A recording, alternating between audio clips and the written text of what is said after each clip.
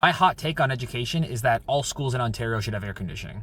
And I know you're saying, how is that a hot take? First of all, it's literally boiling in our classrooms. Secondly, the Ford government has been underfunding the maintenance budget for years now. We can't even fix what's broken, let alone install air conditioning. And if you're about to say, well, my kid's school has AC, a lot of high schools do, but most old ones don't, and almost all elementary schools do not have air conditioning, which is crazy to think. And if your child's elementary school has air conditioning, you are so lucky, and either you're in a very new school or you might be in a privileged neighborhood. The elementary school that I went to from grade 5 to grade 8 was built in like the 80s or the 90s, and it didn't have air conditioning, but it was in an extremely rich neighborhood because I was in the gifted program and I had to be transported to a different school. No air conditioning, even in a privileged, well-off area. Now just imagine what it's like in some of these Toronto schools that have no greenery around them and they're just surrounded by concrete. We need air conditioning in all schools so that children can learn. There are studies that show that children cannot learn at certain temperatures. There are studies that show that for every half a degree of heating, children's educational outcomes get lowered. Children should not have to learn in essentially what functions as a sauna.